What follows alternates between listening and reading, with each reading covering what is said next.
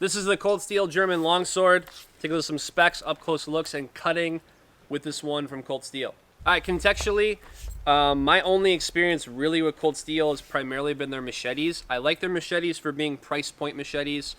As far as a lot of swords go, some of them tend to be kind of overbuilt because people tend to do things with swords that they're not supposed to do.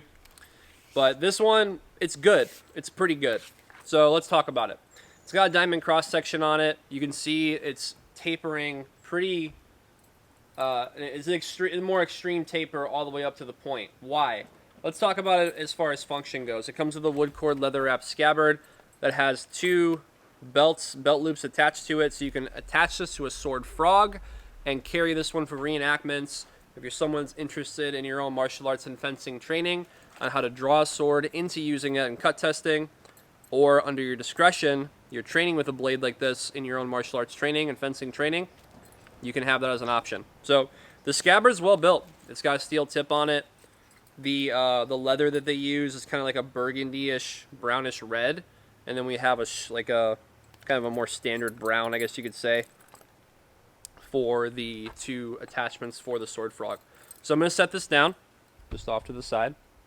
Talking about the blade, it's got a diamond cross section. It's primarily, this being longsword, it's going to be a lot of two-handed grip. And they have this pommel, it's kind of like a swirl. I don't know the actual specific name for it, but it's kind of like a swirl pommel. And this one is a peen pommel, as you'll see in the end. And with this, I actually like it. And it's got good grip to it. You can articulate the blade to present either the main edge or the false edge, depending on if you're going into different types of cuts with either edge, if you're pulling this back around into shorter cuts into thrust, and even if you were going to throw that with one hand and bring it back around. I will say contextually, this is balanced primarily for thrust. It's not balanced for cut. And you can see it in the blade shape. You just look at it, you're like, well, why is it so skinny at the end? It's a German longsword. So if you're holding these different thrust positions, well, you're going to want to have the balance point where the thrust can control the center, whether it is with one hand or with two hands.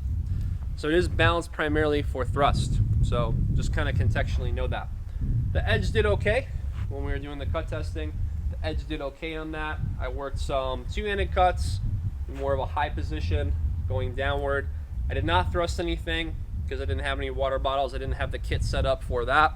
But if it can cut, this thing is going to probably thrust just fine. Just know that it's balanced way more back toward the handle and way more back toward, not specifically the handle, but way more back toward the guard, and also has this hand protection that you'll see in some German daggers and even gauche, the main gauche, which is just left hand in French.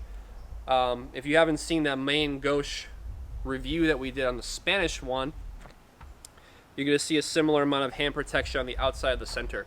That's there so that when you're sliding into a bind, let's say you've gained the blade, boom, you bring this over, that's so that protects your hand from a blade draw, cutting, or sliding. It's just an extra amount of protection. And if you're on the outside here, you have outside protection. If you're on the inside, you have a little bit more protection on the inside. That's what that's there for. It's all for function, but it also looks good. So those are first impressions on it. Let's do some up close looks at this one in the scabbard and out of the scabbard.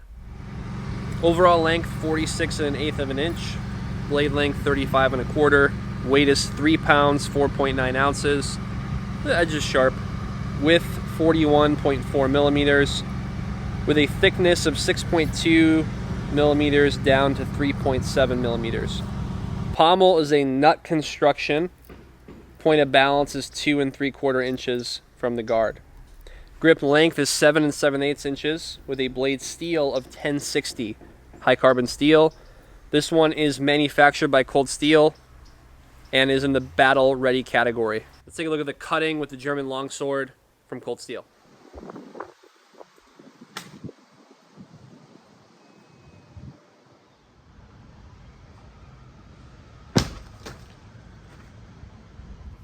All right, so who is this one for? If someone that you know or yourself are getting into German longsword, you want something that I would call entry level as far as for German longsword. That's something that's going to be thrust orientated. You like the aesthetics of it with the dark brown, like ox blood type of material that they're using, the leather on this one. You like the aesthetics of it with the swirl pommel. It does look pretty sweet. Just know that it is balanced for thrust.